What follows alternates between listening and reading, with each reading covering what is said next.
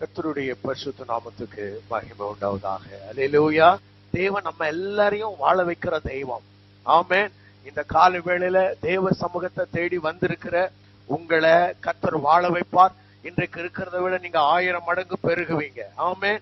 உங்க இருதயத்துல இருக்கிற எல்லா பாரங்கள் கவலைகளை கர்த்தர் மாற்றி உங்களை நன்மையால் நிரப்புவார். ஆமென். நீங்க இருக்கிற இடங்களை உங்க தலைகளை கர்த்தர் உயர்த்துவார், உங்களை வாழ்ந்திருக்க செய்வார். ஆமென். இந்த நாள்ல செய்திக்கு ஆதாரமாக யோசுவா 5:9, கர்த்தர் யோசுவாவை நோக்கி, இன்று எகிப்தின் நிந்தையை உங்கள் மேல் இராதபடிக்கு புரட்டி போட்டேன் என்றார். இன்று எகிப்தின் நிந்தையை உங்கள் மேல் இராதபடிக்கு புரட்டி போட்டேன் என்று கர்த்தர் சொல்லுகிறார். ஆமென். எகிப்தினுடைய நிந்தைய உங்கள் மேல் இராதபடிக்கு நான் புரட்டி போட்டேன் என்று இங்கே கர்த்தர் யோசுவாவின் மூலமாக இஸ்ரவேல் ஜனங்களுக்கு கர்த்தர் சொல்லுகிறார். இந்த சம்பவம் எங்க நடந்ததுன்னு உங்களுக்கு தெரியுமா? இந்த சம்பவம் நடந்த அந்த இடத்தினுடைய பெயர் கில்கால் என்று அந்த இடத்திற்கு பெயர். யோர்தான் நதியை கடந்த பிறகு கில்கால் என்கிறதான ஒரு இடம் வருகிறது. அந்த கில்கால்ல தான் கர்த்தர் இந்த வார்த்தை என்ன பண்றாருன்னா பேசுறார். நல்லா ஞாபகம் வச்சுங்க. இந்த இஸ்ரவேல் ஜனங்க கிட்டத்தட்ட 400 ஆண்டுகள் எகிப்து தேசத்துல அடிமையாயிருந்தாங்க. பிறகு 40 ஆண்டுகள் வனாந்தரத்துல நடந்து வந்தாங்க. இப்பதான் கானான சுதந்திரிக்க போறாங்க. அந்த கானான சுதந்திரிக்க போறதுக்கு முன்பதாக கர்த்தர் அவருடைய வாழ்க்கையில கொடுத்த மிக முக்கியமான வாக்கு தத்துவம் இந்த வசனம். கர்த்தர் எகிப்தின் நிந்தைய உன்மேல் இராதபடிக்கு என்ன பண்றாரு? புரட்டி போட்டேன் என்று கர்த்தர் சொல்லுகிறார். கவனிங்க, நிந்த அப்படின்னா என்னன்றதை நான் பின்னாடி சொல்றேன். அதுக்கு முன்னாடி நான் உங்களுக்கு சில காரியங்களை உங்களுக்கு சொல்ல விரும்புறேன். இஸ்ரவேல் ஜனங்க 400 வருஷம் எகிப்துல அடிமைகளா இருந்தாங்கல்லமா? ஆமாவா இல்லையா? எப்படி அடிமைகள் ஆனாங்க தெரியுமா உங்களுக்கு? எப்படி அடிமைகள் ஆனாங்கம்மா சொல்லுங்க. யோசேப்பை அறியாத ராஜா, அதாவது நம்ம பாஷையில சொன்னா நன்றி இல்லாத மக்களால சில நேரங்கள்ல நாம என்ன ஆயிடுவோம்னா, அப்படி நம்ம வாழ்க்கை சில நேரத்துல கெட்டு போயிடும். கவனிங்க, இந்த இஸ்ரவேல் ஜனங்கள் அடிமையானதுக்கு முக்கியமான காரணம் இவங்க சொன்னாங்க பாருங்க, யோசேப்பை அறியாத வேறொரு ராஜா வந்தான்னு. யோசேப்பை அறியாத ராஜா வந்ததுனால என்னங்க பிரச்சனை? யோசேப்பு யாருன்னு தெரியல ஒரு பக்கம், யோசேப்பினுடைய தேவன் யாருன்னு தெரியல. மோசே போய் சொல்றாரு, கர்த்தர் இந்த ஜனங்களை அனுப்பிவிட சொல்றாருன்னா அங்க ராஜா கேட்கிறான், கர்த்தர் யாருன்னு கேட்கிறான். Praise God. ஆமென். அவனுக்கு யோசேப்பும் தெரியல, யோசேப்பினுடைய தேவனும் தெரியல.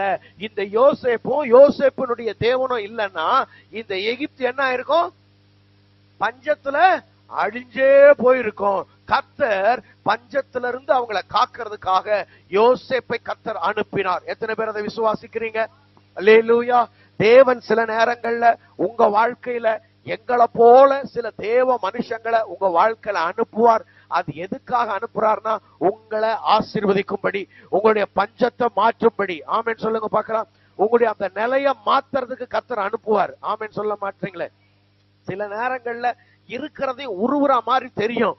எலியா சாரிபாத் விதவின் வீட்டுக்கு போனாரு. ஏன் போனாரு? 3.5 வருஷம் நல்லா சாப்பிட்டு தூங்கவா? சொல்லுங்கம்மா. ஏன் போனாரு? சாப்பிடவா? அந்த அம்மாவோட வாழ்க்கைய மாத்த. அந்த அம்மா என்ன நினைக்குது தெரியுமா? நான் சாப்பிட்டுட்டு சாக போறேன்னு நினைக்குது. எலியா சொல்றாரு, சாப்பிட்டுட்டு வாழு. ஆமென். அந்த அம்மா நினைச்சது சாப்பிட்டுட்டு சாகணும்னு. இவர் சொல்றாரு, நீ சாப்பிட்டுட்டு வாழு. கவனிங்க, சாப்பிட்டுட்டு வாழு இல்ல, அந்த கொஞ்சம் திருத்துறேன், கொடுத்துட்டு வாழு. Praise God. ஆமென். பக்கத்துல கைப்பிடி சொல்லுங்க, சாப்பிட்டு சாகலாம், இல்லனா கொடுத்துட்டு வாழலாம். அல்லேலூயா. ஆமா, எது இப்ப ஆப்ஷன் வச்சுட்டார் சாரிபாத் விதவை கிட்ட. சாப்பிட்டு சாக போறியா, கொடுத்து வாழ போறியா அப்படின்னு. அந்த அம்மா கொஞ்சம் உஷாரா, நல்ல உங்களை மாதிரி புத்தி உள்ள ஸ்திரீ பாருங்க, கொடுத்துட்டு வாழ்றேன்னு முதலாவது அந்த அம்மா சொல்லுது. 2 தான் இருக்கு, ஒன்னு என் பிள்ளைக்கு, இன்னொன்னு எனக்கு. அந்த 2 அடைய செஞ்சு அவர் சொல்றாரு, முதல்ல எனக்கு கொண்டு வா. சில நேரத்துல அப்படிதான் இருக்கும் ஊழியக்காரங்க. சில நேரத்துல முதல்ல ஆலயத்துக்கு செய், முதல்ல தேவனுக்கு கொடுன்னுவோம். அது எதுக்காக தெரியுமா? உன் பஞ்சத்தை மாத்துறதுக்கு, உன் வாழ்க்கையை உயர்த்துறதுக்கு. அல்லேலூயா. உன் பொருளாதாரம் செழிக்கிறதுக்கு, உன்னோட கடன் பாரங்கள் மாற்ற கர்த்தர் விரும்புகிறார். அந்த பஞ்ச காலம் முழுவதும் வசனம் சொல்லுது, அந்த பஞ்ச காலம் முழுவதும் பானையில மா குறையவே இல்லை, எண்ணெய் தீரவே இல்லை. ஆமென் சொல்லுங்க பார்க்கலாம். பானையில மாவு இருக்கிறது தெரிஞ்சதை யாரு வந்துட்டாங்க? என்ன சிஸ்டர் சொல்ல மாட்டீங்களே, யாருமா வந்துட்டா? அவளும் அவளுடைய வீட்டாரும். பாருங்க, பஞ்சம் இருக்கும்போது அவளும் பிள்ளையும் நான் சாப்பிட்டுட்டு சாக போறோம்னுச்சு. இப்ப மாவு வந்த உடனே யாரு வந்துட்டா? வீட்டாரெல்லாம் வந்துட்டான். பக்கத்துல கைப்பிடி சொல்லு, மாவு வந்த ஆள்லாம் வரும். ஆமா, இப்ப மாவையும் கொடுப்பாரு, ஆளையும் கொடுப்பாரு. சில ஆட்கள் நினைக்கிறாங்க, எங்களுக்கு யாரு இருக்கா பிரதர், எந்த சொந்த பந்தமும் இல்ல, மாவு வரட்டுமே. எவெல்லாம் வரான் பாரு, எங்க அக்கா, எங்க சித்தி, எங்க மாமா, ஒண்ணு விட்ட சித்தப்பா, ரெண்டு விட்ட அக்காலாம் எல்லாம் வந்துருவான். கர்த்தர் மாவையும் கொடுத்து ஆளையும் கொடுப்பாரு. அல்லேலூயா. அப்ப கர்த்தர் சில தேவ மனுஷங்களை, ஊழியக்காரங்களை உங்க வாழ்க்கைக்குள்ள அனுப்பி உங்க வாழ்க்கையை கர்த்தர் அலங்கரிக்க விரும்புறார். ஆமென். அல்லேலூயா. நீங்க அத கனத்தோட ஏற்றுக்கொள்ளணும். அதுக்கான ஆசீர்வாதத்தை நீங்க பாப்பீங்க. சரி, இப்ப யோசேப்ப அவன் அறியல, அப்படி ஒரு நன்றி இல்லாத ஜனமா அவன் போயிட்டான். அது மாத்திரம் இல்ல, இந்த எகிப்து ஜனங்க என்ன பண்ணாங்க தெரியுமா? யாத்திராகமம் 1:10 நீங்க வாசிச்சீங்கன்னா அங்க என்ன சொல்லப்பட்டிருக்கு? இவங்களை அடிமைப்படுத்துறதுக்கு ஒரு உபாய தந்திரங்களை பண்ணாங்களாம். இவங்க வளரக்கூடாது, இவங்க பெருக கூடாதுன்னு சொல்லி படிக்க பார்க்கலாம்.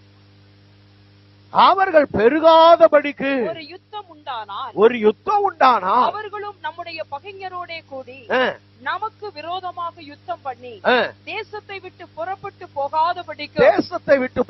போகாதபடிக்கு நாம் அவர்களை குறித்து ஒரு உபாயம் பண்ண வேண்டும். என்ன பண்ணணும்? ஒரு உபாயம் பண்ண வேண்டும், ஒரு தந்திரம் பண்ணணும். அவங்க வளர்ந்துடக்கூடாது, அவங்க பெருகிடக்கூடாது, அவங்க செழிப்பாயிடக்கூடாதுன்றதுக்காக கவனிங்க, எதிராளி ஒரு தந்திரமா அவர்களை ஒடுக்க நினைக்கிறான். நான் சொல்லுவேன், உங்களுடைய வாழ்க்கையில உங்களுடைய வளர்ச்சிய, உங்களுடைய முன்னேற்றத்தை தடுக்க சில சத்துருக்கள் நினைக்கலாம். உங்களுடைய பெருக்கத்தை நினைக்கிறதுக்கு எதையாவது தந்திரமா பின்னாடி அப்படியே உங்க கண்ணுக்கு மறைவா சில வேலைகளை செய்யலாம். நான் சொல்லுவேன், அவர்களை எவ்வளவாய் ஒடுக்கினார்களோ, அல்லேலூயா, அவர்களை ஒடுக்க அவருடைய பெருக்கத்தை எவனும் தடுக்கவே முடியல. ஆமென் சொல்லுங்க பார்க்கலாம். உன் பெருக்கத்தை ஒருத்தரும் தடுக்க முடியாது, உன் வளர்ச்சியை ஒருத்தரும் தடுக்க முடியாது. தேவன் உன்னை குறித்து வைத்திருக்கிறதான நோக்கமும் திட்டமும் நிறைவேறிய தீரும். ஆமென், அல்லேலூயா. ஆமா, அருமையான தேவனுடைய பிள்ளைகளே, உங்க வாழ்க்கையை குறித்ததான தேவனுடைய தெய்வீக நோக்கங்கள் நிறைவேறத்தான் போகிறது. அல்லேலூயா.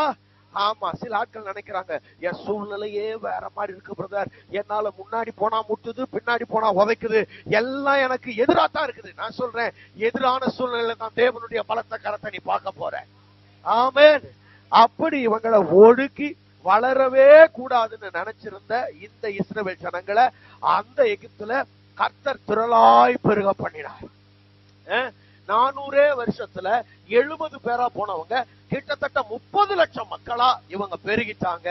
கர்த்தர் இவங்களை பாக்குறாரு.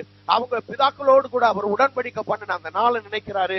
இவங்களை கர்த்தர் ஏற்ற நேரத்தில் விடுதலையாக்குறார். ஓங்கிய புயத்தினாலும் பலத்த கரத்தினாலும் மறுபடியும் தம்முடைய ஊழியக்காரனாகிய மோசையை அனுப்புறார். ஆமென் சொல்லுங்க பார்க்கலாம். எங்கெல்லாம் மக்களுக்கு தேவையோ அங்கெல்லாம் கர்த்தர் ஒருத்தர் அனுப்புறாருமா. அல்லேலூயா. பக்கத்துல கைப்பிடி சொல்லுங்க, உனக்கான சபை, உனக்கான ஊழியர். ஆமென்.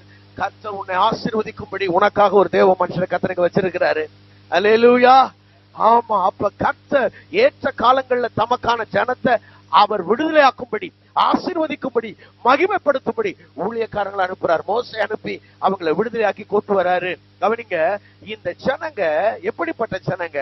அந்த செங்கடலை கடந்து, அதாவது பஸ்காவை ஆசரிச்சு செங்கடலை கடந்து மேக ஸ்தம்பத்தினால வழி நடத்தப்பட்ட ஜனங்க. எத்தனை பேர் அதை ஒத்துக்கிறீங்க? அல்லேலூயா. அப்ப பஸ்காவை ஆசரித்தல் அப்படின்னு சொல்றது உங்களுக்கு தெரியும். ரத்தத்தினாலே மீட்கப்பட்ட ஜனங்கள் அப்படின்னு நாம் அறிந்திருக்கிறோம். 1 கொரிந்தியர் 10ஆம் அதிகாரம் 3-4 வசனங்கள்ல பவுல் எழுதுறாரு, வாசிக்க வேண்டாம். அவங்க அந்த செங்கடலை கடந்தத பவுல் என்ன சொல்றாரு தெரியுமா? அவர்கள் எல்லாரும் ஞானஸ்தானம் பண்ணப்பட்டார்கள் அப்படின்னு எழுதுறாரு. அப்ப ரத்தத்தினால மீட்கப்பட்ட ஜனங்க, ஞானஸ்தானம் பெற்ற ஜனங்க, ஆவியானவரால வழிநடத்தப்பட்ட ஜனங்க, தேவனுடைய பராமரிப்பை, தேவனுடைய போஷிப்பை 40 வருஷம் அனுபவிச்ச இந்த ஜனங்க. 40 வருஷம் இவங்க அனுபவிக்கிறாங்க. ஆனா 40 வருஷமா அவங்களுக்கு ஒரு லேபிள் இருக்கு, அவங்களுக்கு ஒரு பேர் இருக்கு. அது என்னன்னா, எகிப்தினுடைய அடிமைகள். அவங்களுக்கு பேர் என்னங்க? எகிப்திய அடிமைகள்.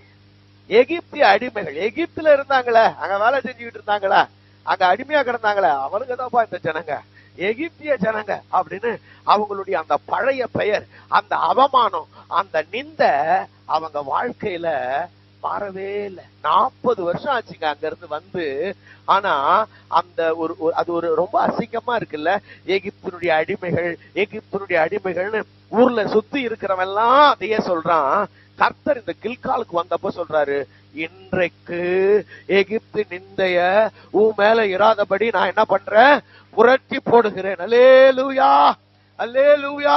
நான் சொல்லுவேன், கடந்த காலத்தினுடைய கசப்பான அனுபவங்கள், கடந்த காலத்தினுடைய வேதனையான சூழ்நிலைகள், உங்க வாழ்க்கையில நீங்க சந்திச்ச அவமானங்கள், நிந்தைகள், அவப்பெயர்கள் எதெல்லாம் உங்க வாழ்க்கையில ஒட்டிக்கிட்டு கவனிங்க. எப்ப நினைச்சு பார்த்தாலும் அது உங்களுக்கு வருத்தத்தை கொடுத்து, எப்ப நினைச்சு பார்த்தாலும் உங்களை காயப்படுத்தி, எப்ப நினைச்சு பார்த்தாலும் உங்களை அது உங்க உள்ளத்தை அப்படி சிதைக்கிற மாதிரியான காரியங்கள் பாருங்க. சில நேரங்கள்ல வீடுகள்ல கணவன்மாரும் சரி, மனைவிமாரும் சரி, ஏதாவது ஒரு பிரச்சனைனா 20 வருஷத்துக்கு முன்னாடி நீ இதை பேசுனீங்க, 10 வருஷத்துக்கு முன்னாடி நீ இதை செஞ்சிய அப்படின்னு நம்மள என்ன பண்ணுவாங்க தெரியுமா? நாம என்னைக்கோ பண்ண தவற, என்னைக்கோ பேசின பேச்ச, எதையாவது ஒண்ணு இழந்தத, எங்கேயோ ஒண்ணு நஷ்டம் அடைஞ்சத சொல்லி சொல்லி காட்டுவாங்க. சில மனைவிமார்கள் சொல்லுவாங்க, ஆமா என் நகையெல்லாம் வச்சு கொடுத்தேன், நீங்களும் தான் பிசினஸ் பண்ணீங்க, என்ன பண்ணீங்க, உங்களுக்கு தான் துப்பு இல்லைன்னு. எப்ப பாரு துப்பு இல்ல துப்பு இல்லன்னு துப்பிக்கிட்டே இருப்பாங்க. ஆமாவா இல்லையா?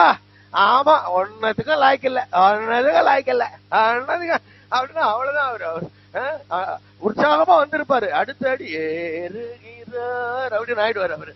காரணம் என்னன்னா, நம்ம பேசின பேச்சு எப்பவுமே அப்படி ஒரு நிந்தைய அவங்க மேல குடிச்ச உடனே பாருங்க, அது மனுஷனை உடைச்சிரும், உருக்குலைச்சிரும். நான் சொல்லுவேன், அருமையான தேவ பிள்ளைகளே, உங்க வாழ்க்கையில அப்படிப்பட்ட எதையாவது நிந்தைகளை நீங்க சுமந்துகிட்டு இருக்கிறீங்களா? மோசே எகிப்தை விட்டு ஓடி போகும்போது அவன் ஒரு நிந்தைய சுமந்துகிட்டு தான் ஓடி போனான். என்ன தெரியுமா? கொலகார பட்டத்தோட ஓடி போனா. அருமையான தேவ பிள்ளைகளே, நான் உங்களுக்கு சொல்றேன், உங்க வாழ்க்கையில ஏதாவது ஒரு நிந்தைகள், ஏதாவது ஒரு அவமானங்கள், நான் ரட்சிக்கப்பட்டேயா, நான் ஞானஸ்நானம் எடுத்துட்டேன், நான் அபிஷேகம் பெற்றுட்டேன், நான் ஆலயத்துக்கு ஒழுங்கா வரேன், என்னால முடிஞ்ச அளவுக்கு கர்த்தருக்கு ஊழியம் செய்யறேன், தேவன் எனக்கு கொடுக்கறதுல காணிக்க கொடுக்கிறேன், ஆனா என்னை விட்டு இந்த நிந்த மாத்திரம் நீங்கள, இந்த அவமானம் மாத்திரம் என் வாழ்க்கையில இருந்து தொலையவே இல்லை அப்படின்னு சொல்றீங்களா? எந்த ஒரு காரியத்தை யோசிச்சாலும் தலைகுனிவா இருக்கா? உங்களால தலை நிமிர்ந்து பேசவே முடியலையா? அந்த நிந்தைய கர்த்தர் இன்றைக்கு மாற்றுகிறேன் என்று வாக்கு பண்ணுகிறார். அல்லேலூயா, அல்லேலூயா. நீ எந்த காரியத்தை நினைச்சு வேதனைப்படுறியோ, எந்த காரியத்தை நினைச்சு வெட்கப்பட்டு தலை குனிகிறியோ, அந்த காரியத்துல கர்த்தர் உன் தலையை உயர்த்துறதுக்கு சித்தமுள்ளவராயிருக்கிறார். விசுவாசிச்சா நீங்க ஆமென் சொல்லலாம், விசுவாசிச்சா இன்னும் சத்தம் ஆமென் சொல்லலாம். உங்கள் நிந்தையை நீக்குகிற நாளாக கர்த்தர் இந்த நாளை முன்குறித்திருக்கிறார். அல்லேலூயா. அருமையான தேவனுடைய பிள்ளைகளே, அப்படி கர்த்தர் எகிப்து நிந்தைய உன் மேல இராதபடிக்கு நான் இன்றைக்கு என்ன பண்ணிட்டேன்? புரட்டி போட்டுட்டேன், புரட்டி போட்டேன்றாரு. என்ன புரட்டி போட்டாரு? என்னதான் அப்படி நடந்துச்சு அன்னைக்கு அப்படின்னு நீங்க பாத்தீங்கன்னா, அந்த இடத்துல கில்காலுக்கு வந்த பொழுது ஒரு முக்கியமான சம்பவம் நடக்கிறது. தயவு செய்து நீங்க வாசிச்சீங்கன்னா 5வது வசனத்தை வாசிக்கிறீங்களா? 4வது வசனத்துல இருந்தே கூட படிக்கலாம். தயவு செய்து வாசிங்க. யோசுவா இப்படி விருத்த சேதனம் பண்ணின முகாந்தரம் என்னவென்றால், இப்படி விருத்த சேதனம் பண்ணின முகாந்தரம் என்னவென்றால், எகிப்திலிருந்து புறப்பட்ட சகல ஆண் மக்களாகிய, எகிப்திலிருந்து புறப்பட்ட சகல ஆண் மக்களாகிய யுத்த புருஷர் எல்லாரும், யுத்த புருஷர் எல்லாரும் எகிப்திலிருந்து புறப்பட்ட பின்பு, எகிப்திலிருந்து புறப்பட்ட பின்பு வழியில் வனாந்தரத்திலே மாண்டு போனார்கள். எகிப்திலிருந்து புறப்பட்ட எல்லா ஜனங்களும் விருத்த சேதனம் பண்ணப்பட்டிருந்தார்கள். எகிப்திலிருந்த எல்லா ஜனங்களும் விருத்த சேதனம் பண்ணப்பட்டிருந்தார்கள். அவர்கள் எகிப்திலிருந்து புறப்பட்ட பின்பு, அவர்கள் எகிப்திலிருந்து புறப்பட்ட பின்பு வழியில் வனாந்தரத்திலே பிறந்த, வழியில் வனாந்தரத்தில் பிறந்த சகல ஜனங்களும் விருத்த சேதனம் பண்ணப்படாதிருந்தார்கள். சகல ஜனங்களும் விருத்த சேதனம் பண்ணப்படாதிருந்தார்கள். கர்த்தருடைய சத்தத்திற்கு கீழ்ப்படியாமல் போன, கர்த்தருடைய சத்தத்திற்கு கீழ்ப்படியாமல் போன எகிப்திலிருந்து புறப்பட்ட யுத்த புருஷரான யாவரும் யாவரும் மாலு மட்டும் இஸ்ரவேல் புத்திரர் 40 40 வருஷம் வனாந்தரத்தில் நடந்து திரிந்தார்கள். கர்த்தர் எங்களுக்கு கொடுக்கும்படிக்கு அவர் பிதாக்களுக்கு ஆணையிட்ட பாலும் தேனும் ஓடுகிற தேசத்தை அவர்கள் காண்பதில்லை என்று கர்த்தர் அவர்களுக்கு ஆணையிட்டிருந்தார். அவர்களுக்கு பதிலாக அவர் எழும்ப பண்ணின அவர்கள் பிள்ளைகளை யோசுவா விருத்த சேதனம் பண்ணினான். எல்லாரும் சொல்லுங்க, விருத்த சேதனம் பண்ணினான். சொல்லுங்க சத்தமா, விருத்த சேதனம் பண்ணினான். இப்ப விருத்த சேதனம் பண்ண உடனே இங்க என்ன நடந்ததுன்னா, கர்த்தர் நிந்தை நீக்கி போடுறேன்னு சொன்னாரு. பிரைஸ் காட், அல்லேலூயா. சரி, இப்ப விருத்த சேதனம்னா என்னமா? விருத்த சேதனம்னா யாருக்கா தெரியுமா? தம்பிங்க யாருக்கா தெரியுமாப்பா? யாருக்குமே தெரியாதாப்பா? சரி, சகோதரிகள் யாருக்கா தெரியுமா? வேதம் வாசிக்கிறவங்க யாராவது? தெரியவே தெரியாதா? ஒருத்தர் கூட தெரியாதா? சும்மா கையை மட்டும் தூக்குங்களேன். பாருங்க, அம்மாக்கு தெரியுது. வெரி குட்மா, சூப்பர். விருத்த சேதனம்னாமா, நம்ம இஸ்லாமிய சகோதரர்கள் சுன்னத் பண்றாங்கல்லமா, அந்த சுன்னத்துக்கு பேர் தான் விருத்த சேதனம். என்ன தம்பிங்களா? விருத்த சேதனம்னா என்னது? சுன்னத். சரியா? கவனிங்க, இத ஆண்டவர் யாரோட ஏற்படுத்தினார்னா ஆபிரகாமோட ஏற்படுத்தினார். நீங்க படிக்க வேண்டாம், இதெல்லாம் ஆதியாகமம் 17ஆம் அதிகாரத்துல கர்த்தர் ஆபிரகாமை அழைத்து, ஆபிரகாமே, உன்னோட நான் ஒரு உடன்படிக்கை பண்ணி கொள்ள போறேன்ப்பா. இந்த உடன்படிக்கையினுடைய அடையாளமா நீ என்ன பண்ணணும்? உன்னுடைய மாம்சத்தோட நுனித்தோலை நீ நீக்கணும். அதனால நீ என்னுடைய ஜனமா இருப்ப, நான் உன்னுடைய தேவனா இருப்பேன். நான் உன்னை ஆசீர்வதித்து இந்த பூமியில் இருக்கிற சகல ஜனங்களுக்குள்ள உன்னை நான் கீர்த்தியும் புகழ்ச்சியுமா வைப்பேன். எல்லா ஜனங்களும் உனக்குள்ள ஆசீர்வதிக்கப்படும்படி நான் வைப்பேன். உன் சந்ததிகளுக்குள்ள இருந்து ராஜாக்கள் தோன்ற பண்ணுவேன் அப்படின்னு பெரிய பெரிய ஆசீர்வாதத்தெல்லாம் ஆபிரகாமுக்கு கொடுத்து இந்த உடன்படிக்கையை கர்த்தர் ஆபிரகாமோட ஏற்படுத்துறார். அப்ப ஆபிரகாம் கிட்ட ஒரு காரியத்தை சொல்றாரு, நீயும் உன் பிள்ளைகளும் உன் பிள்ளைகளின் பிள்ளைகளும் தலைமுறை தலைமுறையா இந்த உடன்படிக்கை என்ன பண்ணணும்? கை கொள்ளணும் அப்படின்னு சொல்ற. அப்ப அப்படி சொன்ன உடனே ஆபிரகாமுடைய பிள்ளைகள் எல்லாரும் வழி வழியா என்ன பண்றாங்கன்னா விருத்த சேதனம் பண்ணிக்கிட்டே வர்றாங்க. அப்ப விருத்த சேதனம் என்பது உடன்படிக்கையின் அடையாளம். எல்லாரும் சொல்லுங்க, விருத்த சேதனம் என்பது உடன்படிக்கையின் அடையாளம். இங்க பாருங்க, சில அம்மாமாரு நல்ல தாலி போட்டிருக்கீங்கல்லம்மா, போட்டிருக்கீங்கல்ல, எதுக்கு போட்டிருக்கீங்க? திருமண உடன்படிக்கையினுடைய அடையாளம்.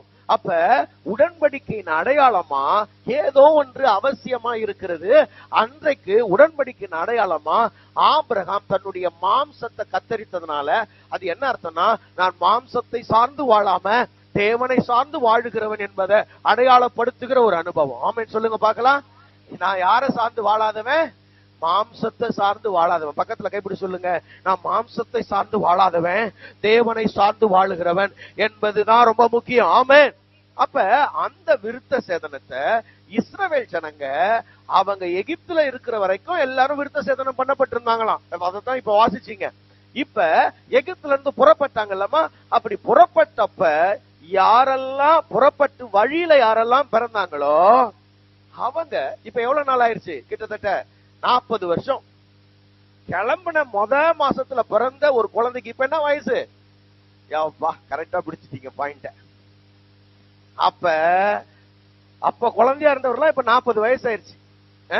அப்ப 40 வயசு, 30 வயசு, 20 வயசு, 25, அப்படி நிறைய ஆம்பளை பிள்ளைங்க இருக்கிறாங்க. அங்க புறப்பட்டாங்கல்ல 6 லட்சம் புருஷர்கள். அந்த 6 லட்சம் புருஷர்கள் இப்ப எவ்வளவு பேர் இருக்காங்க? 2 பேர் தான் இருக்கிறாங்க. மொத்த பேரும் என்ன ஆயிட்டான்? இப்ப வனாந்தரத்துல செத்து போயிட்டான். கீழ்ப்படியாமையினால, முறுமுறுப்புனால, அவிசுவாசத்தினால, விக்கிரக ஆராதனைனால, தேவனுக்கு அருவருப்பான காரியங்களை செய்ததுனால அவங்க என்ன ஆயிட்டாங்க? செத்து போயிட்டாங்க. இப்ப இருக்கிற இந்த ஜனங்கள் எல்லாரும் வனாந்தரத்துல பிறந்த ஜனங்கள். அப்ப அதுக்கு முன்னாடி 20 வயசுக்கு கீழான ஜனங்க. அப்ப மீதி இருக்கிற எல்லாரையும் இப்ப யோசுவா கூப்பிடுறாரு, நீங்கெல்லாம் ஆபிரகாமுடைய சந்ததிகள், அதாவது உடன்படிக்கையின் மக்கள். உடன்படிக்கையின் மக்களாகிய நீங்க உடன்படிக்கையின் அடையாளமாகிய விருத்த சேதனத்தை உங்க சரீரத்துல சுமக்க வேண்டியது அவசியம். ஆகவே இன்றைக்கு நீங்க என்ன பண்ணுங்க? ஒரு உடன்படிக்கையை உங்களோட வாழ்க்கையில ஏற்படுத்திக் கொள்ளுங்க. ஏனென்றால் இனி நீங்க வாக்குத்தத்தம் பண்ண தேசத்துக்குள்ள பிரவேசிக்க போறீங்க. உங்களுடைய வனாந்தர வாழ்க்கை முடிவுக்கு வந்துருச்சு. உங்களுடைய அலைச்சல்களை கர்த்தர் ஒரு முடிவுக்கு கொண்டு வந்துட்டார். 40 வருஷம் நீங்க அலைஞ்சு திரிஞ்சீங்கல்ல, அதுக்கு ஒரு முடிவை உண்டாக்கிட்டாரு. கானான சுதந்திரிக்க போறீங்க. யாரு கானான சுதந்திரிப்பானா? உடன்படிக்கையின் ஜனம் தான் சுதந்திரிக்கும். Price God. அல்லேலூயா. சொல்லுங்க, உடன்படிக்கையின் ஜனம் தான் சுதந்தரிக்கும். நன்மைகள் உடன்படிக்கையின் ஜனத்திற்கு, நன்மைகள் வாக்குத்தத்தம் பண்ணப்பட்ட எல்லா நன்மைகளும் தேவனோட உடன்படிக்கை பண்ணவங்களுக்கு தான் உண்டு. ஆமென் சொல்லுங்க பார்க்கலாம். அப்ப இத சொன்ன மாத்திரத்துல எல்லா ஜனங்களும், அங்க இருந்த ஆண் மக்கள் எல்லாரும் விருத்த சேதனம் பண்ணி கொள்றாங்கன்னு நம்ம பாக்குறோம். இந்த விருத்த சேதனம் பண்ண உடனே தான்ப்பா கர்த்தர் யோசுவா மூலமா அந்த வார்த்தையை பேசுறாரு. உன் நிந்த இனி நீங்கிருச்சியா, உன் நிந்த நீங்கிருச்சின்னு சொல்லிட்டாரு. ஆமென் சொல்ல மாட்டீங்களே? அல்லேலூயா. ஆமா, ஒரு விருத்த சேதனம் வந்த உடனே நிந்த நீங்கிறோம். எத்தனை பேர் விசுவாசிக்கிறீங்க? அத கர்த்தருக்கு மகிமை உண்டாவதா? கவனிங்க, இந்த நிந்த நீங்கிறதுனா முக்கியமா 3 காரியத்தை நீங்க மைண்ட்ல வச்சுக்கணும். அது என்ன? இவருடைய அவப்பெயர் நீங்கிச்சு. இவருடைய அவப்பெயர் என்ன ஆயிடுச்சு? நீங்கிச்சு. அவப்பெயர் என்னங்க? அவப்பெயர் என்ன? எகிப்தினுடைய அடிமைகள். சொல்லுங்க, எகிப்தினுடைய அடிமைகள் என்கிறதான ஒரு அவப்பெயர் இருக்குல்ல. கடந்த காலத்துல அவங்க காதுல கேட்ட கசப்பான வார்த்தைகள் இருக்குல்ல, அது அவங்களுடைய அவமானம் அவங்களை விட்டு நீங்கிருச்சு. அதுக்கப்புறம் அவங்களுடைய அலைச்சல்கள் 40 வருஷம். 40 வருஷம் எனக்கு ரொம்ப, இந்த 40 வருஷம் நினைச்சாலே ரொம்ப பாரமா இருக்கும். ஏன் தெரியுமா? ஒரு சந்ததி 40 வருஷம் சும்மாவே அலைஞ்சி ஒரு நன்மையை கூட பார்க்காம அப்படியே செத்து போயிட்டான்னா எப்படி இருக்கும் பாருங்களேன். இல்ல, கர்த்தர் இவங்களுக்கு வாக்கு பண்றாரு. 3ஆம் அதிகாரம் 8வது வசனம் யாத்திராகமத்துல, நலமும் விசாலமுமான பாலும் தேனும் ஓடுகிற நல்ல தேசத்தை நான் உங்களுக்கு கொடுப்பேன்னு சொன்னார். சொன்னாரா? கொடுக்கலாமா? ஆண்டவர் வார்த்தை மாறிட்டாரு. சொன்னார் தானே? சொன்னதை செய்யலைய. 3:8 பாருங்க, யாத்திராகம் 3:8. எகிப்தியரின் கைக்கு விடுதலையாக்கவும் அந்த தேசத்தில் இருந்து நீக்கி கானானியர், ஏத்தியர், எபூசியர், பெரிசியர்,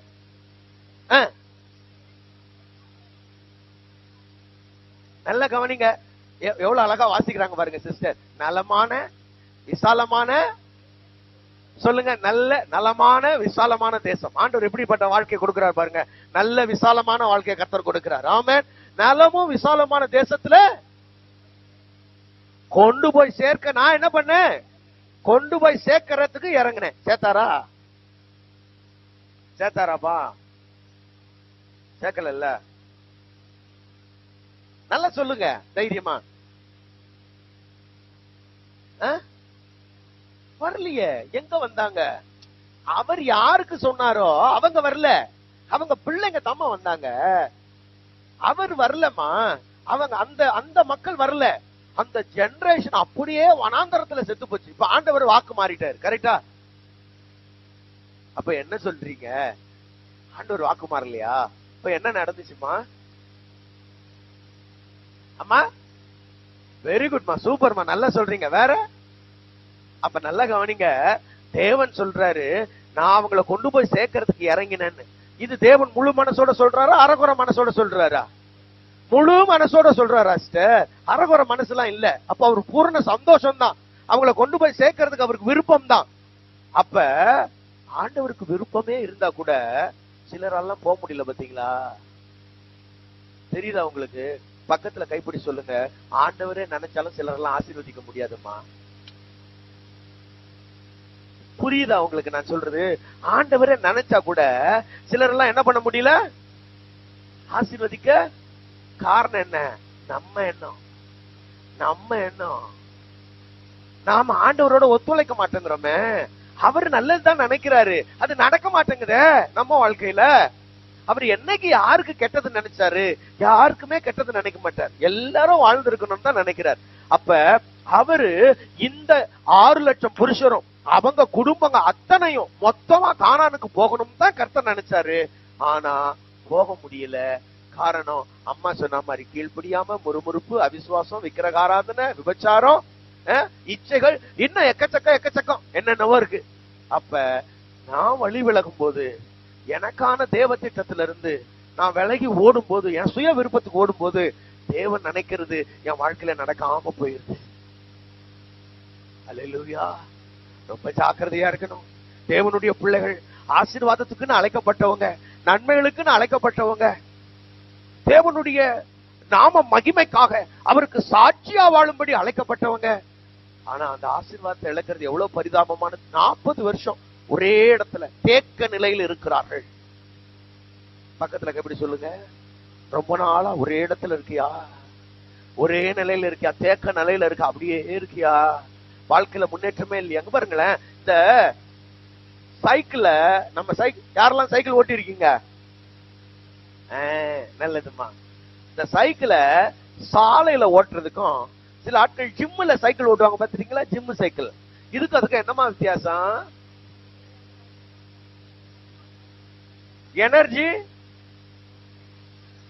எனர்ஜி ரெண்டுமே பர்ன் ஆகும். இதுவும் கேலரிஸ் பர்ன் ஆகும், அதுவும் கேலரிஸ் பர்ன் ஆகும். ரெண்டுமே எனர்ஜிய அப்ப பர்ன் பண்ணுது. ஆனா இது ஒரு இடத்துல இருந்து இன்னொரு இடத்துக்கு கூட்டிட்டு போயிருது, இது எங்கேயுமே போகல. எனர்ஜி லாஸ்ன்றது ரெண்டுத்துக்குமே ஒண்ணுதான். ஆனா ஒண்ணு வேற இடத்துக்கு கொண்டு போகுது, இன்னொன்னு கொண்டே போல ஒரே இடத்துல. சிலர் அப்படிதான் ஒரே இடத்துல சைக்கிள் வச்சுக்கிட்டே இருக்காங்க. நான் வேகமா ஓட்டுவேன் பிரதர், அதே இடத்துல தானே இருக்க. நாங்க 3 வேலை செய்யறோம் பிரதர், 3 பிசினஸ். ஞாயிற்றுக்கிழமை கூட சபைக்கே வர முடியல பிரதர், டைட்டா போகுது பிரதர். அங்கேயே தானே பாருங்க. 3 வேலை செஞ்சு முன்னேறி இருந்தா பரவாயில்ல, இன்னும் கடன் கூடிருச்சு இல்ல. இப்ப புரியுதா நான் சொல்றது? முன்னாடி வெறும் 5 லட்சம் தான் இருந்து, இப்ப 20 லட்சம் ஆயிடுச்சு கடன். என்ன பண்றதுன்னு தெரியலையா? ஆண்டவர்கிட்ட வந்து சரண்டர், வேற ஒண்ணும் இல்ல. நாம நம்ம சொந்த பலத்துல எல்லாம் சாதிக்க முடியாது. சகோதரர்களுக்கு எல்லாம் புரிஞ்சா ஒரு ஆமேன்னு சொல்லலாம் நீங்க. அல்லேலூயா. நம்ம ஆட்கள் அப்படித்தான், 4 இடத்துல அப்படி இப்படி ஊன்னு பண்ணுவான். ஆனா நீ ஒரே இடத்துலதான் சைக்கிள் ஓட்டிக்கிட்டு இருக்கன்றத மறந்துடாது. எனர்ஜி தான் போயிட்டு இருக்கு, வயசு ஆயிட்டு இருக்குது. இன்னும் ஒரு சின்ன ஸ்டெப் கூட முன்னேறல, அடுத்த நிலை கூட கடந்து போகாத ஒரு நிலை. 40 வருஷம் சுத்தி சுத்தி அலைஞ்சு அவன் பாருங்க, கர்த்தர் அவன் அலைச்சலை மாற்றினார். ஆமென் சொல்லுங்க பாக்கலாம். நான் சொல்றேன், உன் அலைச்சலை கர்த்தர் மாற்ற விரும்புறாரியா? எவ்வளவு காலம் அலைந்து திரிவ, நன்மைகளை பார்க்காம, ஆசீர்வாதத்தை பார்க்காம, செழிப்பை பார்க்காம, ஒரு நாள் நிம்மதியா தூங்க முடியாம இருக்கிற அந்த நிலையை கர்த்தர் மாற்றி, இவன் அலைச்சல்களை மாற்றி கர்த்தர் இவனை கானானுக்குள்ள கொண்டு போகிறதுக்கு விருப்பம் உள்ள தேவனா இருக்கிறார். அல்லேலூயா, அல்லேலூயா. ஆமா, அது மாத்திரம் இல்ல, அப்ப இவன் அவமானத்தை மாத்துறாரு, இவன் அலைச்சல்களை மாத்துறாரு. கவனிங்க, இதுல இன்னொரு முக்கியமானது என்ன தெரியுமா? இவன் ஆசீர்வாதத்துக்கு தடையா இருக்கிறத, இவன் ஆசீர்வாதத்துக்கு யார் தடையா இருக்கா தெரியுமா? உங்களுக்கு தெரியுமா? இப்ப கானானை சுதந்திரிக்க போறது யார் தெரியுமா? அடுத்த தலைமுறை. இந்த அடுத்த தலைமுறைக்கு ஆசீர்வாதத்தை சுதந்திரிக்க விடாம தடுத்தது யார் தெரியுமா? அவங்க பெற்றோர்.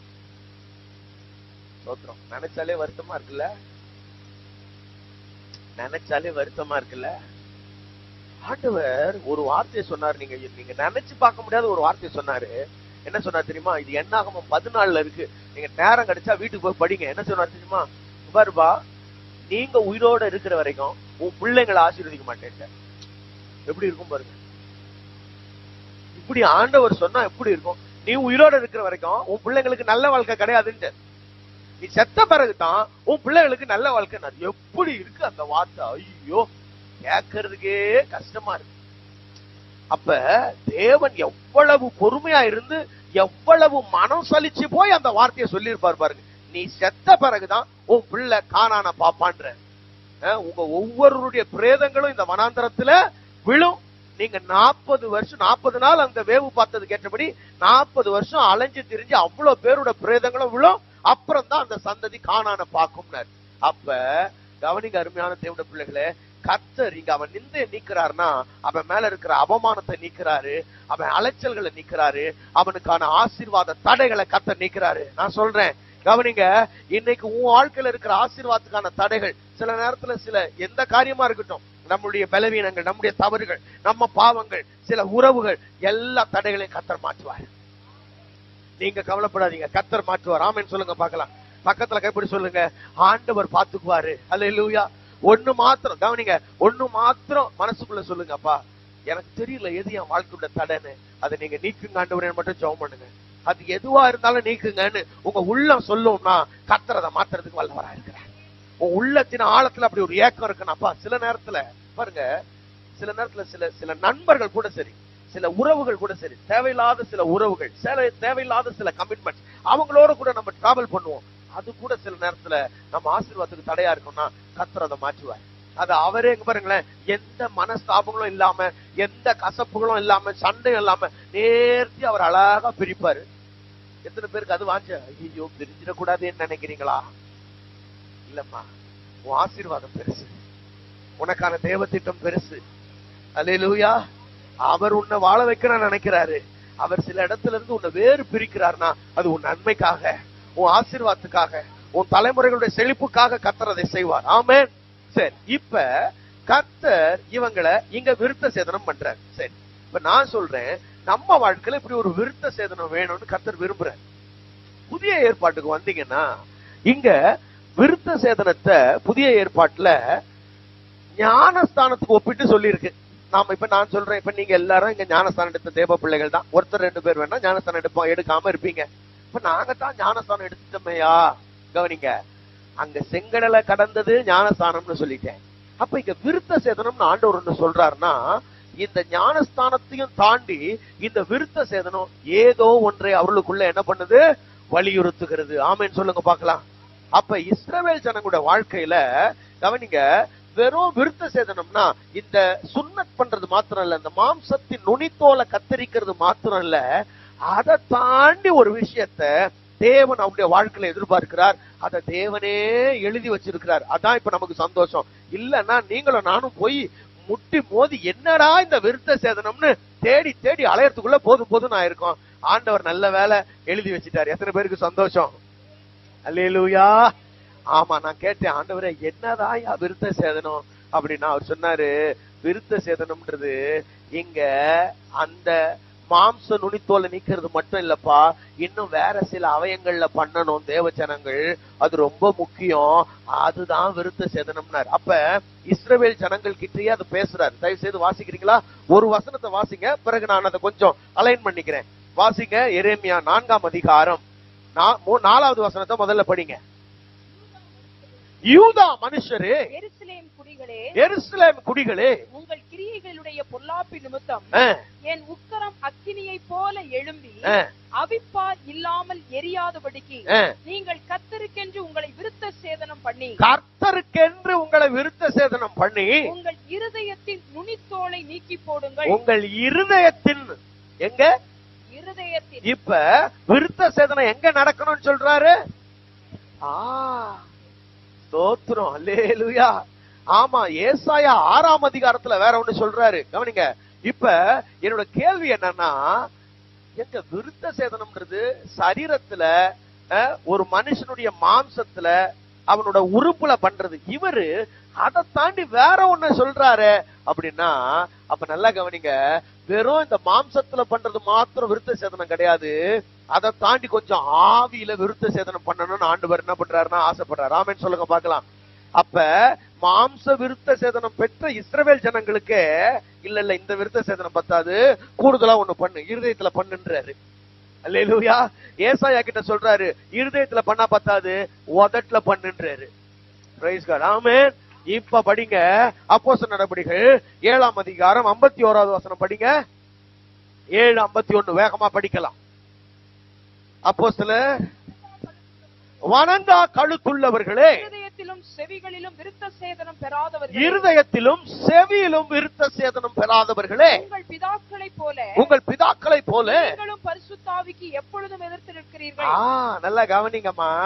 இப்ப இன்னொரு இடத்தை சேர்த்துக்கிறார், இருதயத்திலும் செவி. இப்ப காதுக்கு வந்துட்டார். இப்ப நான் 3 காரியம் சொல்லியிருக்கேன், இந்த 3 தான் வேகமா சொல்லி முடிக்க போறேன். கவனிங்க, நம்ம வாழ்க்கையில நாம செய்ய வேண்டிய முக்கியமான விருத்த சேதனம் என்ன?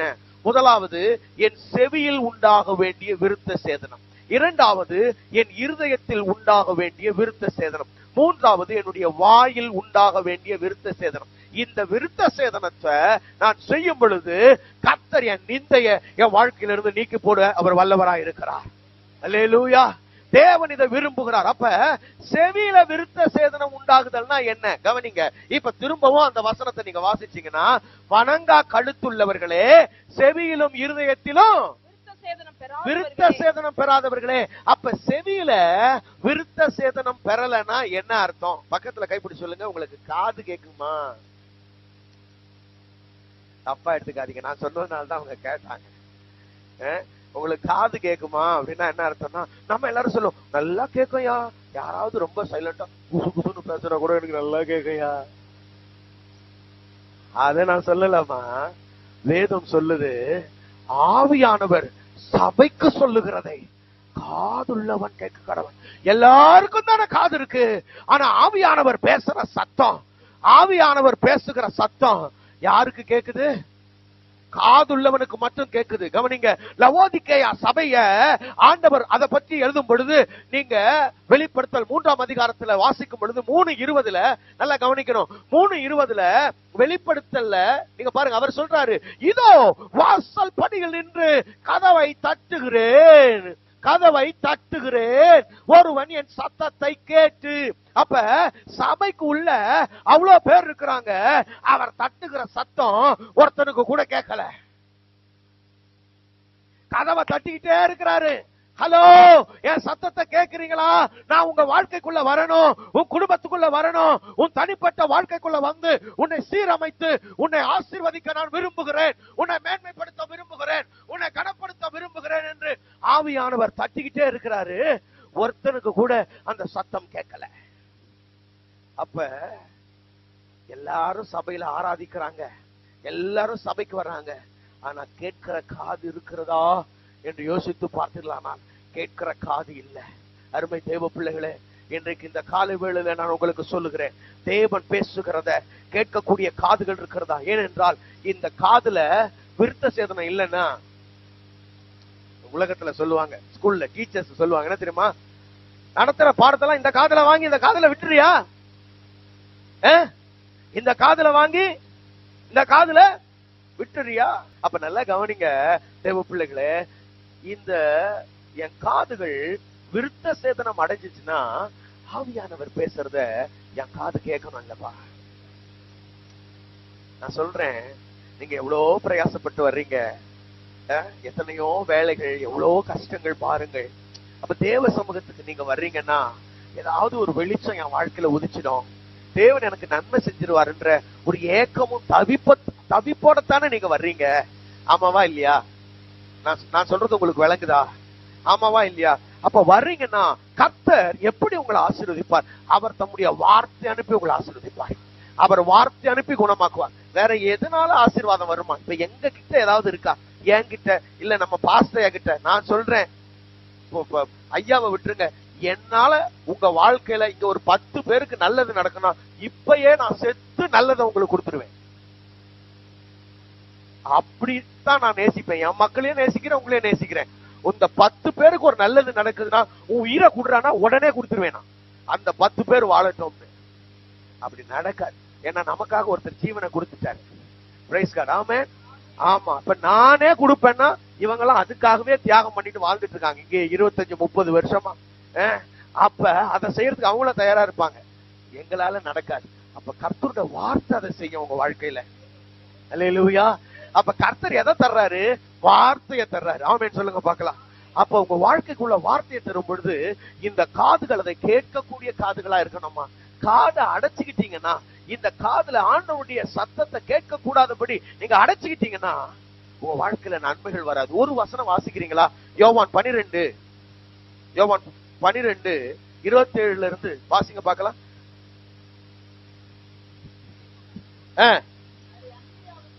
அதை அந்திரேயாவுக்கு அறிவித்தான். அந்திரேயாவும் பிலிப்பும் அதை இயேசுவுக்கு அறிவித்தார்கள். அப்பொழுது இயேசு அவர்களை நோக்கி, மனுஷகுமாரன் மகிமைப்படும்படியான வேளை வந்தது. கவனிங்க, இங்க பாருங்களேன், அந்த சம்பவத்தை நீங்க அப்படியே வச்சுங்க. டைம் இல்ல, நான் அதனால கொஞ்சம் வேகமா போயிட்டேன். இயேசு கிறிஸ்து என்ன பண்றாருன்னா, இப்போ ஒரு ஜெபம் பண்றாரு. பிதாவே, நீர் என்னை மகிமைப்படுத்தும் அப்படின்னு ஜெபம் பண்றாரு.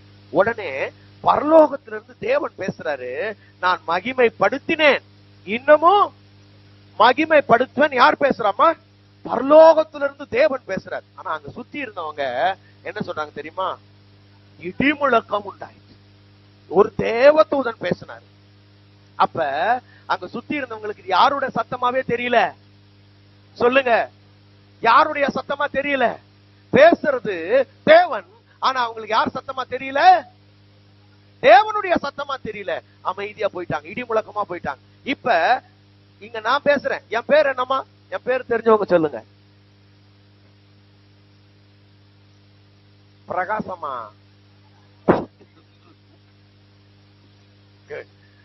இப்ப ஜான் பிரகாஷ் பேசுறாருன்னு நீங்க நினைக்கிறீங்கல்லம்மா, அதாம்மா தப்பு. அதான் தப்பு. ஜான் பிரகாஷ் இல்லம்மா, ஜெரால்ட் ஐயா இல்லம்மா, அனு சிஸ்டர் இல்லம்மா, கர்த்தர். ஒரு வசனத்தை வாசிக்கிறீங்களா? 1 தெசலோனிக்கேயர் 2ஆம் அதிகாரத்துக்கு வாங்களேன். 1 தெசலோனிக்கேயர் 2ஆம் அதிகாரம்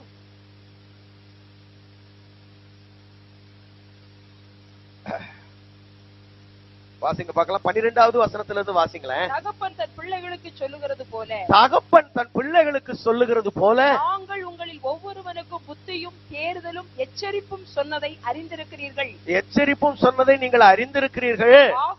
ஆகையால் நீங்கள் தேவ வசனத்தை எங்களாலே கேள்விப்பட்டு ஏற்றுக்கொண்ட போது, தேவ வசனத்தை எங்களாலே கேள்விப்பட்டு ஏற்றுக்கொண்ட போது, அதை மனுஷர் வசனமாக ஏற்றுக்கொள்ளாமல், என்னங்க மனுஷர் வசனமாக. கவனிங்க, பவுல் பிரசங்கம் பண்றாரு.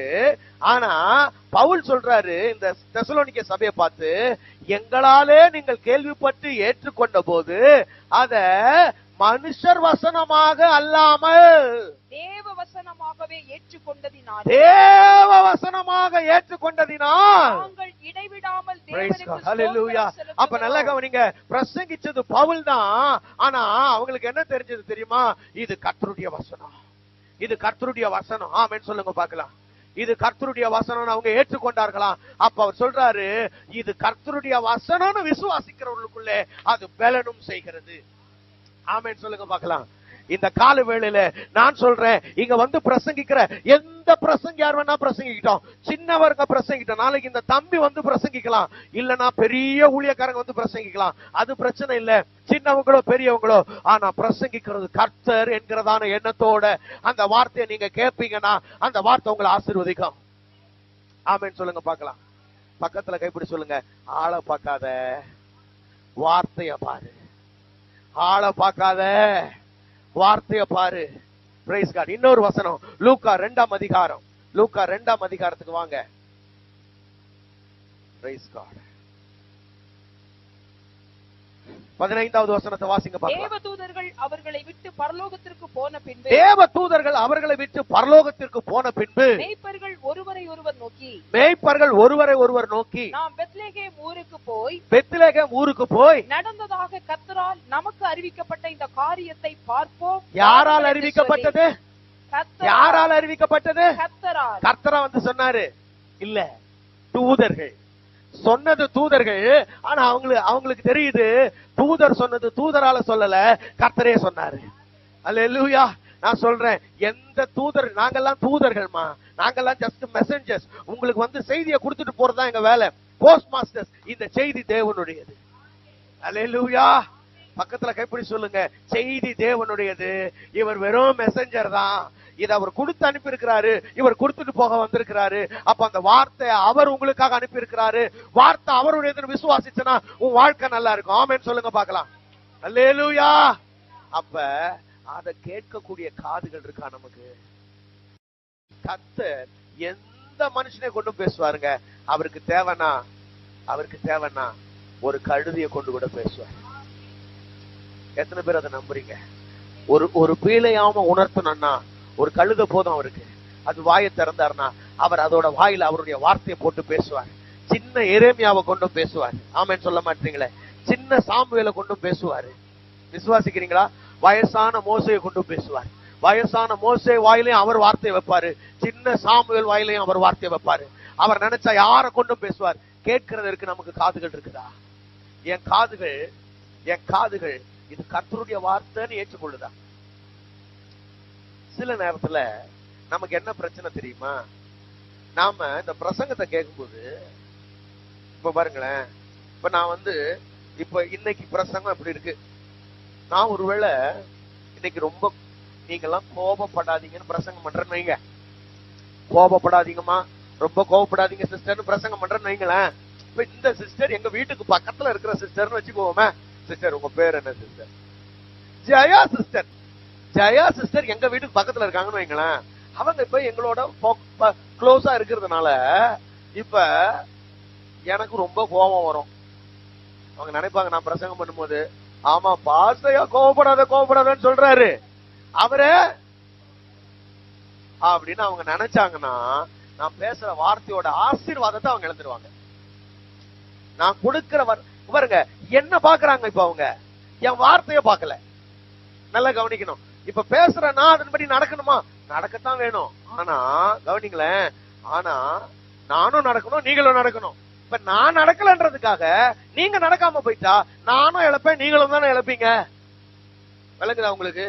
அப்ப இயேசு கிறிஸ்து சொன்னாரு மத்தேயு 23:1 இங்க பாருங்களேன், இந்த வேத பாரகர் பரிசேயர்கள்லாம் பயங்கரமா நல்லா பிரசங்கம் பண்ணுவாங்க. அதன்படி அவங்க என்ன பண்ண மாட்டாங்க? நடக்கவே மாட்டாங்க. ஆண்டவர் சொன்னாரு, எப்பா அவங்க வாழ்க்கையை நீ பாத்துக்கிட்டே எல்லாம் இருக்காத, அவங்க என்ன சொல்றாங்களோ அதன்படி நடந்துட்டு போயிட்டே இரு, கேளுன்றாரு. இயேசு கிறிஸ்து சொல்லிருக்கலாம்ல, அவனுக்கு சொல்றதெல்லாம் நீ கேட்காதுன்னு சொல்லிட்டு போயிட்டு இருக்கலாம்ல. 23:1 படிக்கமா? என்னமா இருக்கு? 23:1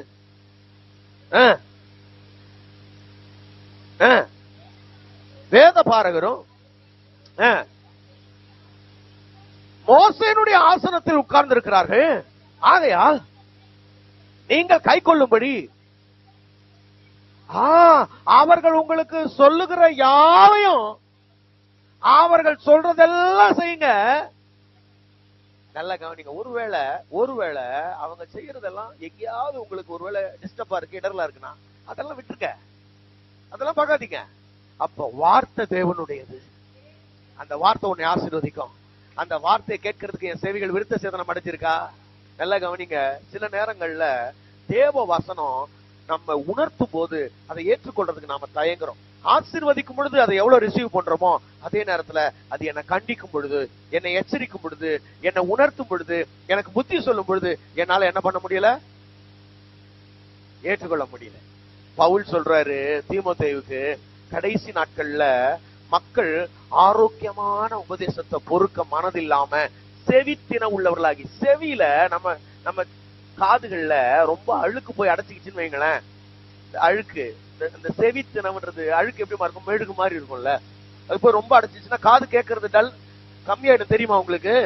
காதுல ரொம்ப அழுக்கு அடைச்சிக்கிச்சுன்னா காது கேட்கற திறனே கம்மியாயிடும். ஆமாவா இல்லையா? தெரியுமா தெரியாதா? ஆமா. அப்ப செவித்தின உள்ளவர்கள் ஆகி தங்கள் சுய இச்சைகளுக்கேற்ற போதல்களை பொருளாய் சேர்த்துக்கணும். அவங்களுக்கு ஏத்த மாதிரி பேசுற ஆட்களை போய் கேட்க போயிட்டாங்களாம். நான் சொல்றேன், ஆரோக்கியமான உபதேசம் கடிந்து கண்டனம் பண்ணி எச்சரித்து புத்தி சொல்லக்கூடிய அப்படிப்பட்ட வார்த்தைகளை கேட்கறதுக்கு என் செவிகள்ல விருத்த சேதனம் இருக்கா? பக்கத்துல கைப்பிடி சொல்லுங்க, என் செவிகள்ல விருத்த சேதனம் இருக்கா? கர்த்தருடைய வார்த்தை தான் இதை கேட்கறதுக்கு என் செவிகள்ல விருத்த சேதனம் இருக்கா? கவனிங்க, இது மனுஷ சத்தம் இல்ல, இது தேவ சத்தம்னு புரிஞ்சுக்கிறதுக்கு என் செவிகள்ல விருத்த சேதனம் இருக்கான்னு கேட்கிறேன். முதல்ல செவியில விருத்த சேதனம் உண்டாயிரணும். ஆமென். ரெண்டாவது இருதயத்துல. சொல்லுங்க, இருதயத்தில் விருத்த சேதனம். சரி கவனிங்க. இப்ப மறுபடியும் எரேமியா 4:4 மூணாவது வசனத்தையும் வாசிட்டு இன்னும் 4க்கு போனா நல்லா இருக்கும். வேகமா டைம் ஆயிடுச்சு. யூதா மனுஷரோடும் எருசலேமியரோடும் கர்த்தர் சொல்லுகிறது என்னவென்றால், நீங்கள் முள்ளுகளுக்குள்ளே விதையாதிருங்கள், உங்கள் தரிசு நிலத்தை பண்படுத்துங்கள். யூதா மனுஷரே, எருசலேமின் குடிகளே, கிரியைகளிலுடைய பொல்லாப்பு நிமித்தம் என் உக்கிரம் அக்கினியைப் போல எழும்பி அவிப்பார் இல்லாமல் எரியாதபடிக்கு நீங்கள் கர்த்தருக்கென்று உங்களை விருத்த சேதனம் பண்ணி உங்கள் இருதயத்தின் நுனித்தோலை நீக்கி போடுங்கள். உங்கள் இருதயத்தின் நுனித்தோலை நீக்கி போடுங்கள். முந்தின வசனத்துல சொல்றாரு, உங்க தரிசு நிலத்தை பண்படுத்துங்கள், உங்க இருதயத்தின் நுனித்தோலை நீக்கி போடுங்க. இப்ப இருதயத்துல விருத்த சேதனம் உண்டாகிறதுனா என்ன அப்படின்னு ஒரே வார்த்தையில சொல்லிடுறேன். உங்க இருதயத்தை ஆண்டவர் ஒரு நிலத்தை போல நிலத்துக்கு ஒப்பிட்டு சொல்றாரு. அதனால்தான் இருதயம் தரிசா கிடக்குதுன்னு சொல்றாரு. இந்த இருதயம் தரிசா கிடந்தா தரிசு நிலத்துல விதைச்சா விளையுமாமா? ஏதாவது விளையாது இல்ல. ஆண்டவர் ரொம்ப அழகா மத்தேயு 13ஆம் அதிகாரத்துல ஒரு ஓமை சொல்லியிருக்காரு. உங்க எல்லாருக்கும் தெரியும் தானே? விதைக்கிறவன் ஒருவன் விதைக்க புறப்பட்டான். எத்தனை நிலமா, எத்தனை விதமான நிலத்துல விதை விழுந்துச்சு சொல்லுங்க. அம்மா ரொம்ப அழகா சொல்றாங்க, 4 விதமான நிலத்துல. இங்க பாருங்க, 4 விதமான நிலம். ஒரு நிலம் வழி அருகே உள்ள நிலம், ஒரு நிலம் கற்பார நிலம், ஒரு நிலம் முள்ளுள்ள நிலம், ஒரு நிலம் நல்ல நிலம். சரியாமா? இப்ப இந்த நிலம் 4, இந்த 4 இடத்துலயும் விதைக்கிறவன் ஒருவன் விதைக்க புறப்பட்டான். அவன் விதைய விதைச்சான். விதைக்கிறவன் ஒருவன் விதைக்க புறப்பட்டான், விதைய விதைச்சான். நல்லா கவனிக்கணும். இப்ப விதை 4 நிலத்திலையும் எப்படி வளர்ந்துச்சுன்னு 13ஆம் அதிகாரத்துல எழுதி இருக்குமா? ஒரே ஒரு நிலத்துல, இந்த நல்ல நிலத்துல விதைச்சாங்கல்ல, அது மட்டும்தான் 30, 60, 100 பலன் கொடுத்துதான். இப்ப இந்த 3 நிலத்திலையும் விளையல, பலனே தரல. சரியா? பலனே தரல. இப்ப சொல்லுங்க, பிரச்சனை விதையிலையா, விதைச்சவர்கிட்டயா, நிலத்திலையா? ஓ அப்படியா? விதைச்சவர்கிட்டயா, விதையிலையா, நிலத்திலையா? கரெக்டா சொல்லணும். நிலத்துல தானா? நிலத்துல இல்லையாமா? யார்கிட்டமா பிரச்சனை? விதைக்கிறவர் என்ன பண்ணாரு? அவங்க என்ன நினைக்கிறாங்க தெரியுமா? அவங்க வேற மாதிரி யோசிக்கிறாங்க. விதைக்கிறவர் நிலத்தெல்லாம் சுத்தம் பண்ணிட்டு விதைக்க வேண்டியதானு நினைக்கிறாங்க. அதானே? பாருங்க, எனக்கு புரியுதுமா நீங்க என்ன சொல்ல வரீங்க. அப்ப நிலம் தரிசா கிடந்தா, நிலம் கற்பாறையா கிடந்தா விதைக்கிற விதை பிரயோஜனப்படாதுமா.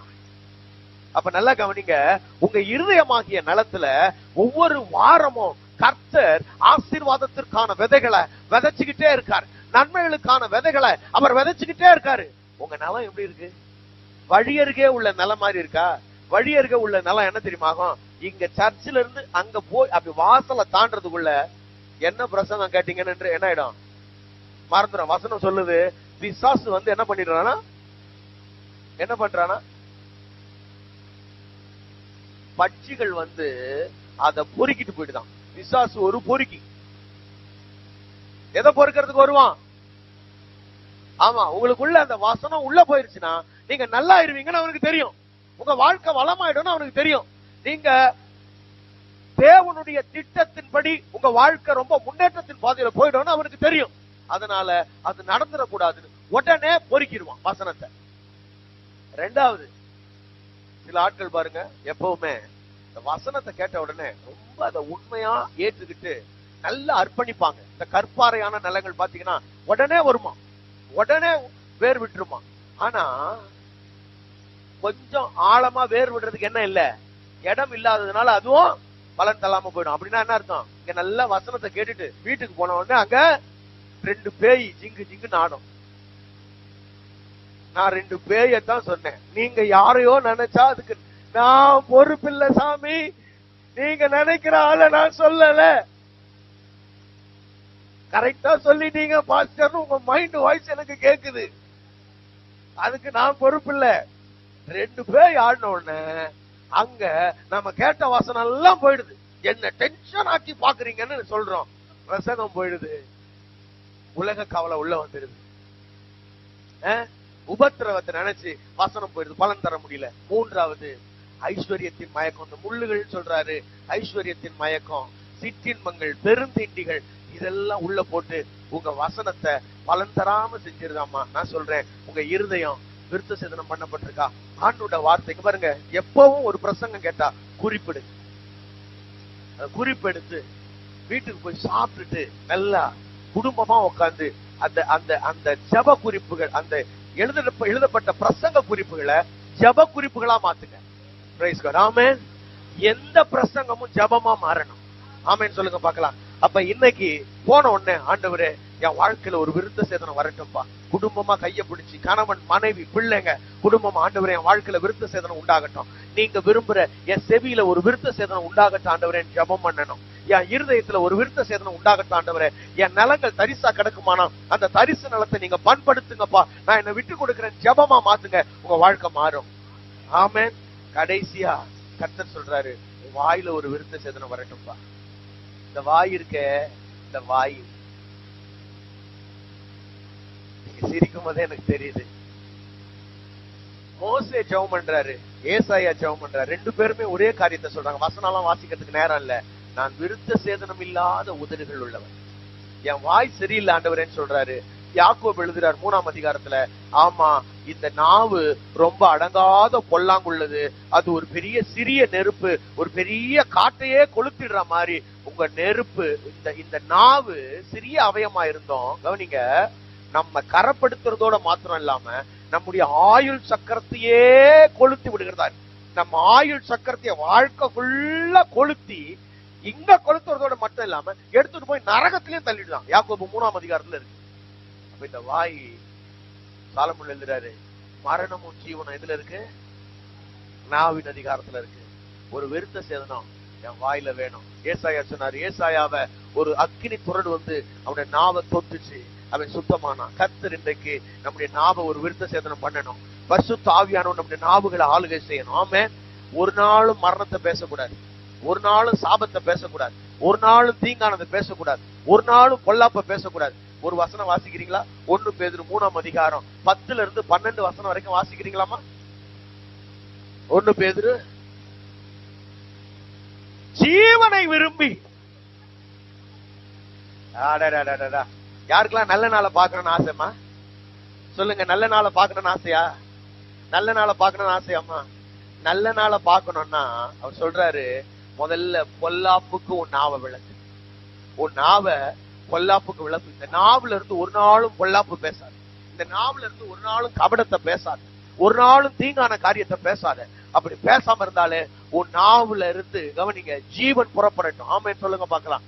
அப்ப என் செவியில விருத்த சேதனம் அடைஞ்சு கர்த்தருடைய வார்த்தையை கேட்கறதுக்கு நான் ஒப்பு கொடுத்தேன்னா, செவி வழியா போய் இருதய விருத்த சேதனம் அடைஞ்சிருந்தா, விருத்த சேதனம் அடைஞ்ச என் இருதயத்துல இந்த வசனங்கள் விதைக்கப்பட்டு வளர்ந்து என் வாய் விருத்த சேதனம் பண்ணிச்சுன்னா, இது ஜீவனை பேசும், நன்மைகளை பேசும், வாக்கு தத்தங்களை பேசும், விசுவாசத்தை பேசும். அப்ப என் வாழ்க்கை விருத்த சேதனம் அடைஞ்சதுனால, கவனிங்க, என் நிந்தை நீங்கி காணான நான் பார்ப்பேன். அல்லேலூயா. கர்த்தர் உன் நிந்தையை நீக்கி போடுவார், உனக்கு காணானை தருவார்.